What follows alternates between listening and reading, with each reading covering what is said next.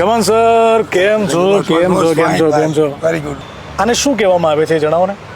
અને power weeder કહેવામાં આવે. Power weeder. અને આ MH710 એમાં 710 છે.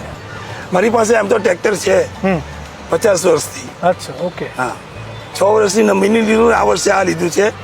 કારણ કે અત્યારે હવે લેબરને માટે પ્રશ્ન રહેવાના. સિટી વિસ્તાર અમારો આવી ગયો. બિલકુલ.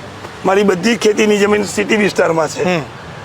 એટલે આવા ઉપકરણો લઈએ, સારી ક્વોલિટી, સારી કંપની, તો એમાં સારી મજા આવે અને કામ કરવાની મજા આવે. કારણ કે આ સ્ટાન્ડર્ડ કંપનીના આવા ઉપકરણો બગડતા નથી, ઓછા. તમને આ પાવર વીડર વિશે સૌથી પહેલા માહિતી કોના થકી મળેલી?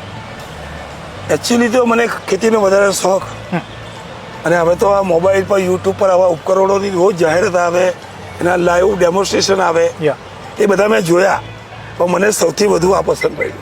અચ્છા, એની પાછળનું કોઈ કારણ? એનું કારણ વેઇટમાં હલકું, અને એના જે ગિયર બોક્સ છે, એના જે મેં અભ્યાસ કર્યો છે એ બેટર છે. બીજું કે આનું મેં લાઈવ ડેમો જોયો છે વોટ્સઅપ પર, એમાં અવાજ બિલકુલ નહીં આવે. અને મોસ્ટ ઇમ્પોર્ટન્ટ તો એ છે કે આનું વાઇબ્રેશન નથી.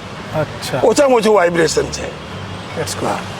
બીજું કે અત્યારના યુગમાં નાની નાની કિયારીઓ નિકો બનાવવા માટે આ બેસ્ટ છે. અચ્છા. અને લેબરનો પ્રશ્ન હોય તો ખડ કાઢવાનું, ખરપતવાર કરવા માટે આ બેસ્ટ છે.